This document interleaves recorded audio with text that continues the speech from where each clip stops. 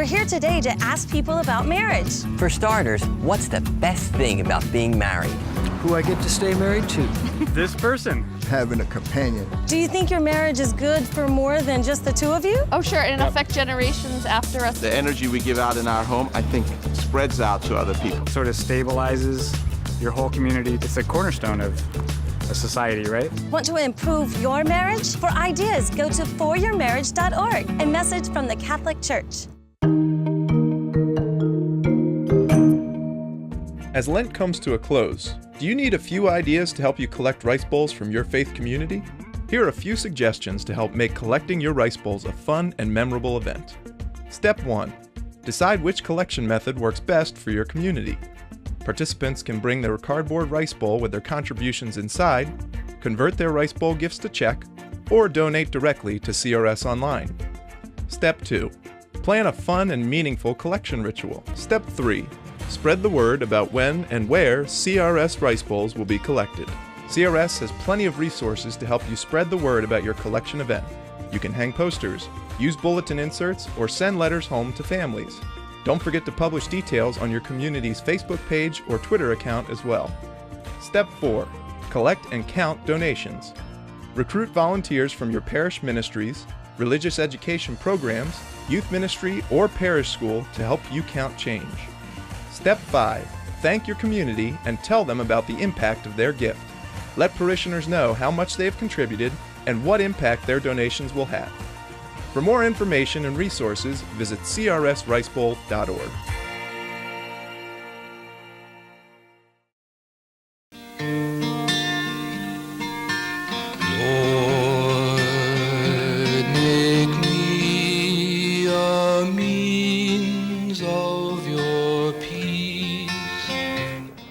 Welcome to Catholics Today. Thank you for joining us. I'm Trista Littell. Each year, a week after Easter on Divine Mercy Sunday weekend, the Office of Pro Life Apostolate offers a Rachel's Vineyard retreat. This weekend retreat offers you a supportive, confidential, and non-judgmental environment where women and men can express, release, and reconcile painful post-abortive emotions and begin the process of restoration, renewal, and healing. Rachel's Vineyard can help you find your inner voice and experience God's love and compassion on a profound level. It's a place where men and women can share, often for the first time, their deepest feelings about abortion. Here today to talk about the upcoming Rachel's Vineyard weekend and other events sponsored by the Office of Pro Life Apostolate is the Director of the Office of Pro Life Apostolate, Carol Maynard. Welcome, Carol. Thank you, Trista. It's great to be here. I'd like to begin by sharing our mission statement for our office, which is together we are involved in God's work to build a culture of life, to promote a consistent ethic of life, to witness to the sanctity and value of every human life, to respect, protect, love, and serve life from conception to natural death. And we are a two-person office, you and I, and we cannot accomplish this mission without our wonderful pro-life coordinators who serve as liaisons between the Office of Pro-Life Apostolate and each of their church parishes. And Carol, there are so many issues out there that we address. Would you like to share with our audience what they might be? Sure. They include abortion, infanticide, euthanasia and physician-assisted suicide, bioethics and infertility issues, chastity and crisis pregnancy, the death penalty, human cloning, human trafficking, post-abortion healing, bereavement support, religious liberty, social ills of pornography, and the state and national legislation that affect Christian principles. Now, these issues are addressed in four major areas of the pro-life movement. They are prayer and worship, public education, public policy, and pastoral care. Could you please tell us about prayer and worship? Sure. We encourage prayer and worship through the promotion of the pro-life rosary prayer to end abortion and build the culture of life. Current events in the world today indicate that truth is disclosing the monstrosity of abortion. We have a pro-life rosary ministry where pro-life rosary makers meet on the second Monday of the month from 9 a.m. until 12 noon at the Diocese of Lafayette in the Immaculata Center Catherine Drexel room to make to make pro-life rosaries and assemble prayer blankets. We have a prayer blanket ministry, which brings relief to the suffering and peace to the fearful. The prayer blanket is a symbol of a praying faith community. It's caring volunteers. They pray for the recipients who are either sick or they're going through some kind of trauma, extremely difficult times in their lives. The prayer blanket is blessed by a priest or a deacon, and it's given to the recipient, who in turn prays for the volunteer who constructed the blanket. It's like a circle of prayer. As one uses the prayer blanket, may they know that they're not alone, that there are others who care about them and that are praying for their healing. It's a beautiful ministry. And another thing we do is the 40 Days for Life campaign. We're blessed that we don't have an abortion facility in Lafayette because of so many that have really been very faithful in their efforts to keep them out. But 40 Days for Life is a nonstop, 40-day, round-the-clock prayer vigil outside of an abortion clinic in a particular community, and it's a peaceful educational presence of those who are called to stand witness during this 24-hour-a-day period to send a powerful message to the community about the tragedy of abortion.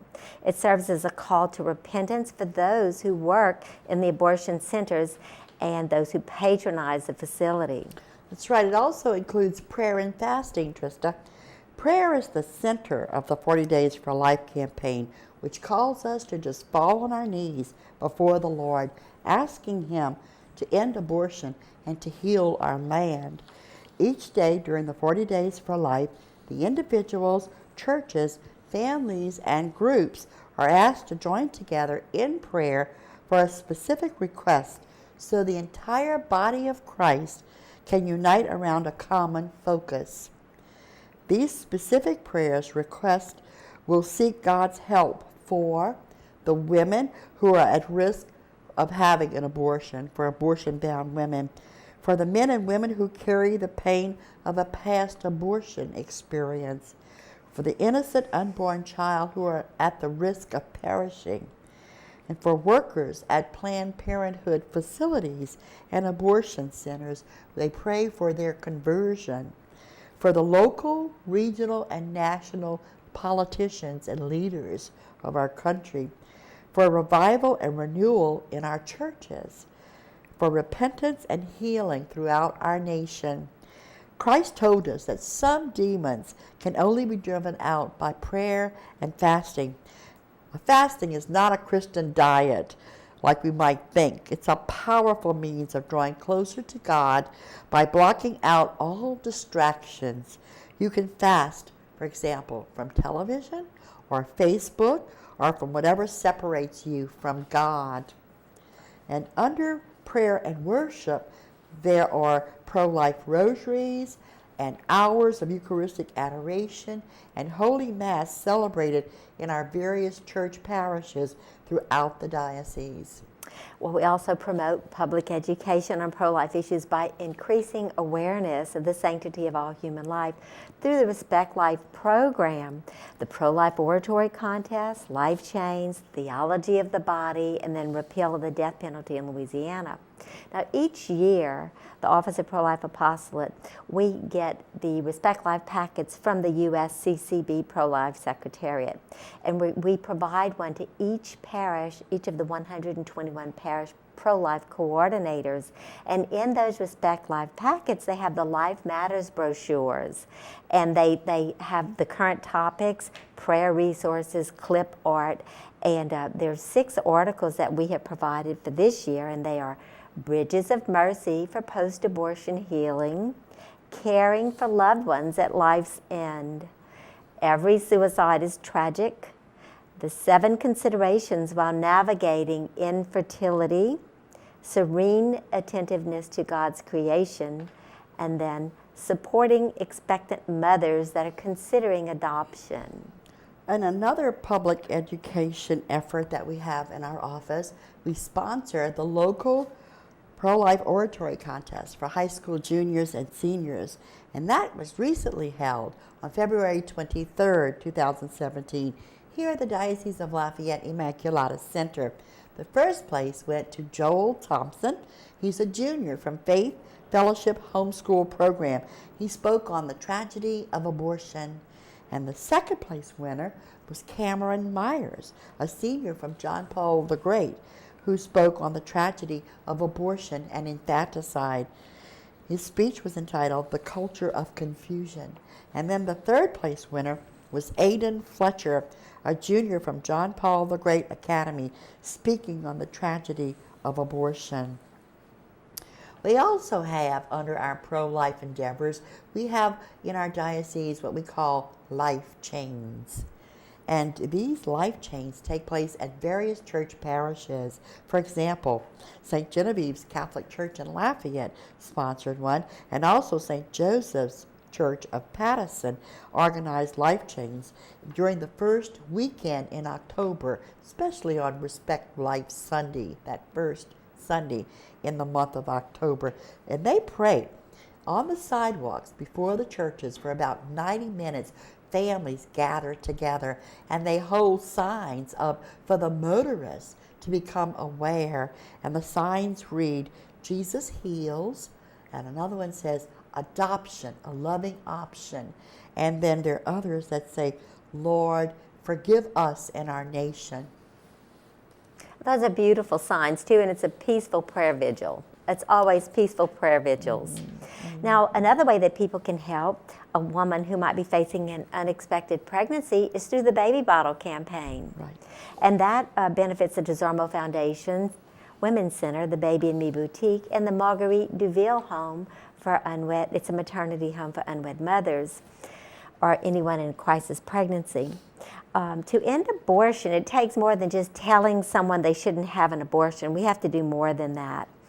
From a practical standpoint as well as from a Christian charity standpoint. We have to do all in our power to help them with their pregnancy.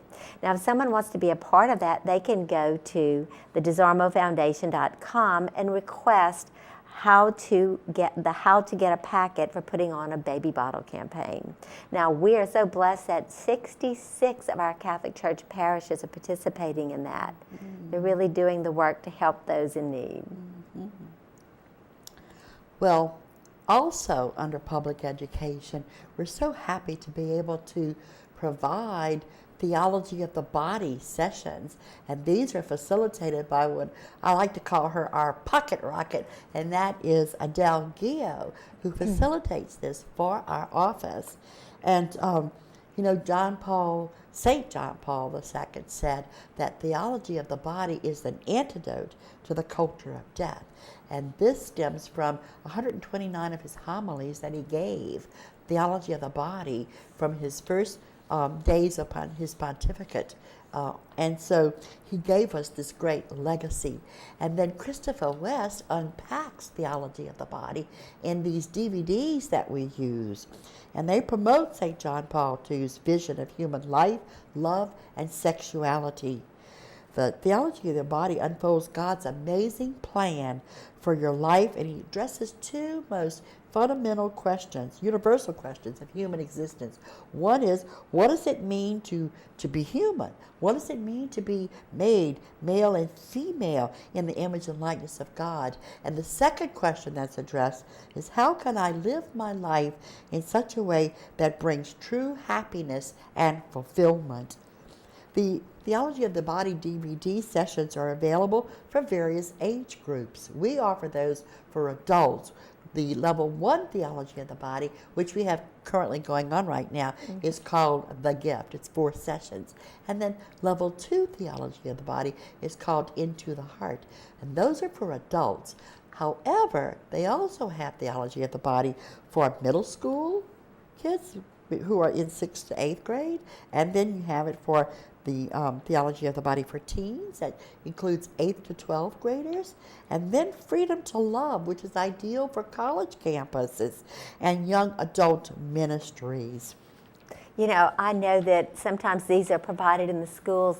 I so wish all adults could attend a Theology of the Body session because it could transform our world. There's absolutely no doubt. Absolutely. And this Theology of the Body for adults, we can get the parents to know what the kids are learning in school so they can have table discussions, you know, and know what they're learning. Yeah. Now, under public education, we also address euthanasia and assisted suicide. And with that being said, Bishop Desautel recently sent a letter to Catholic physicians in the diocese regarding the Catholic Church teaching against euthanasia and assisted suicide. The American Medical Association's decision to study a possible change in position on doctor-prescribed suicide is very concerning for the future of the integrity of the medical profession. Another one of our programs, one of my favorite under public education, is the spiritual adoption program that we foster. People spiritually adopt an unborn baby, and they follow their babies along the path of being born, the path of development of these little babies. The spiritual adoption program can be used by schools, religious education programs, or the entire parish can adopt an unborn baby. Basically, the program is for anyone who's concerned about making abortion aware, and the awareness, promoting abortion awareness, this horrific act. And they're willing to pray for babies that are in danger of abortion, that they may have life and have it to the fullest. So it's scriptural, that's John 10:10. The purpose of the spiritual adoption program is threefold, Trista. First of all, it encourages the parishes, the schools, and other communities to pray for babies in danger of abortion. Second, it educates all adults and children about the development of the preborn child. The churches and schools are encouraged to display the very gentle and appealing full-color Little Ones posters that both depict and describe in words the baby's development each month. There's no mention of abortion or graphic images of abortion on the posters. Some schools obtain enough sets of posters for each of the classrooms and for placing it at the entrance or the exit of the school. The Little Ones posters are available through the Little One Publishing Company. And you can find those online at www.littleonepublishing.com.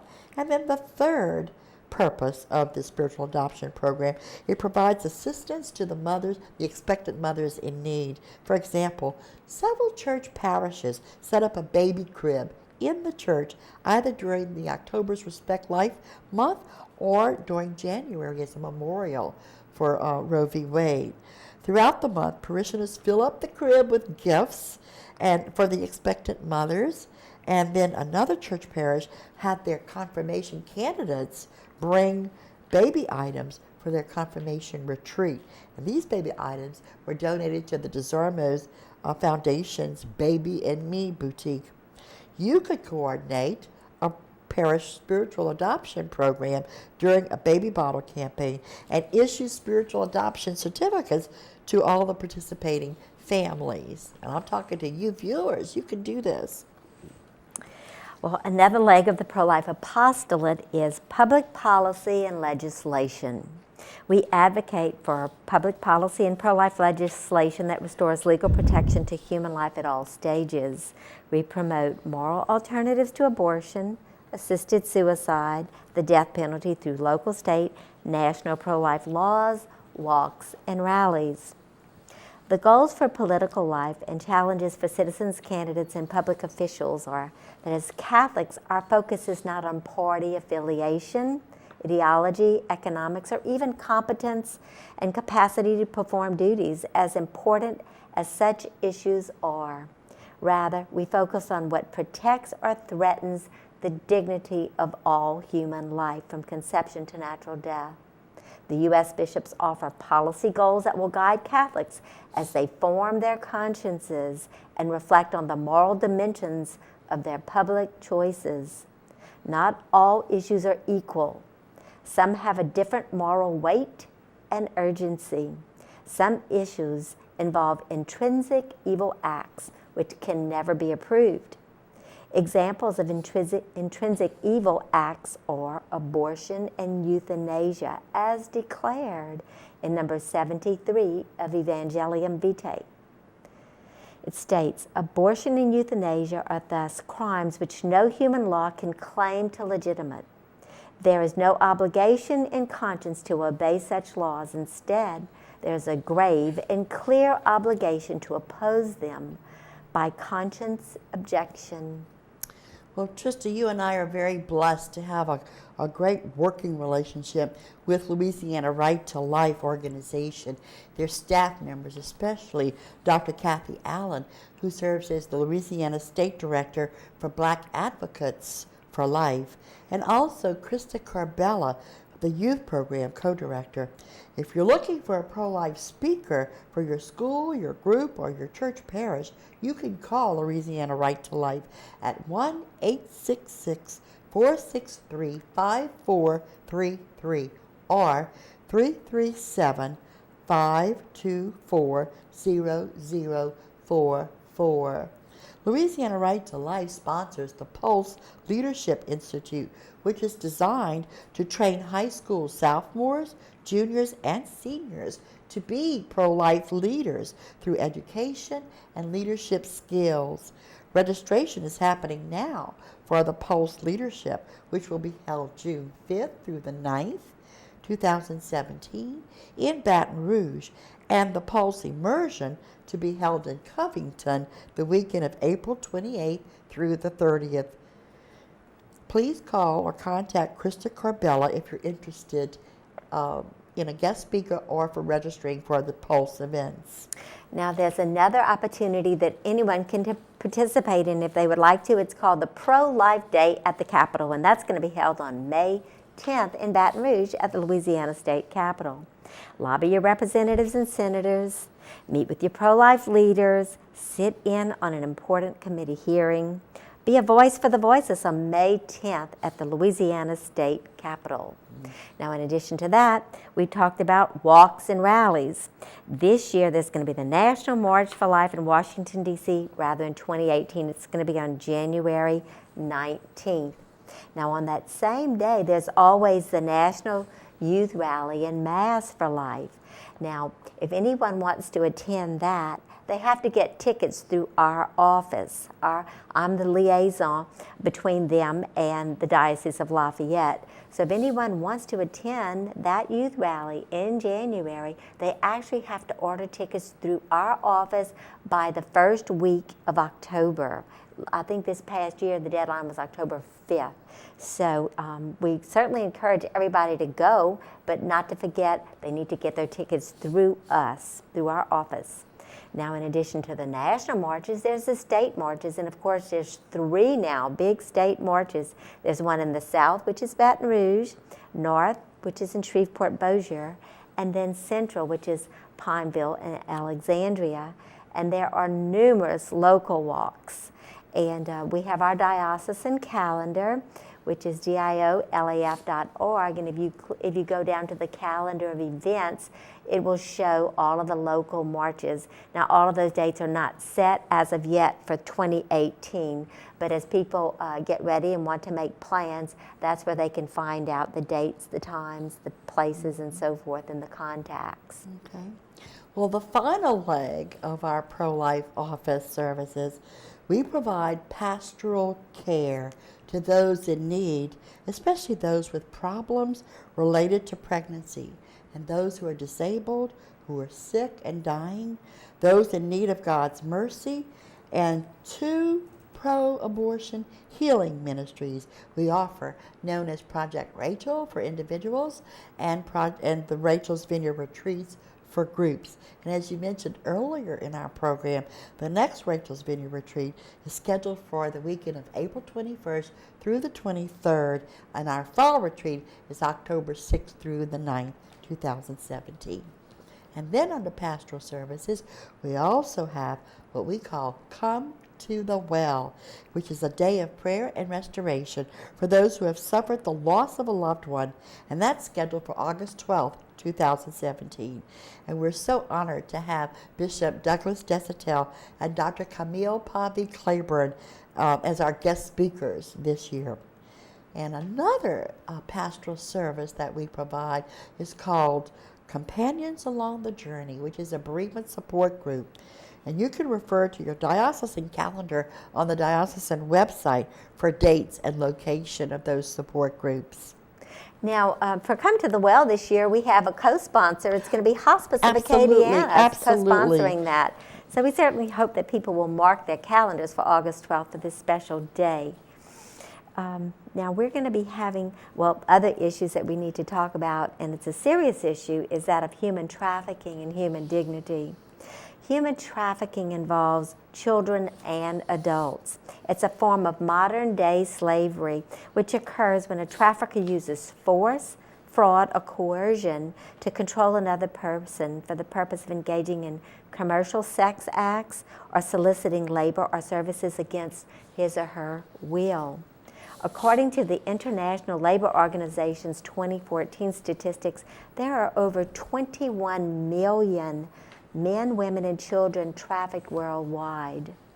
Now, human trafficking exists in all 50 of our United States, and according to the Department of Justice, 83% of victims in the U.S. are American citizens, and 50% of the victims are minors.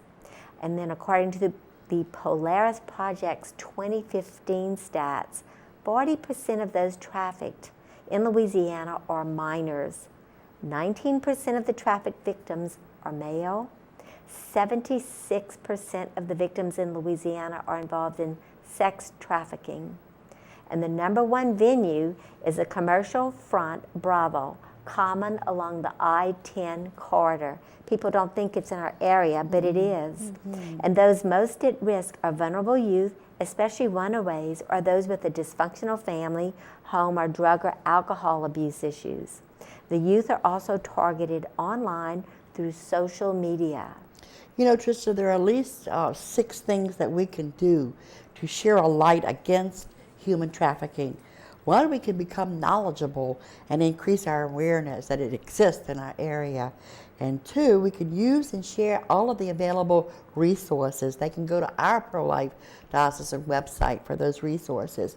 We can report suspicious situations to proper authorities. And we can help to strengthen our families and our church parishes. We can live our lives consistent with Catholic teaching. And we can support organizations that are on the front line, like Polaris and Metanoia and Traffic Resource Center.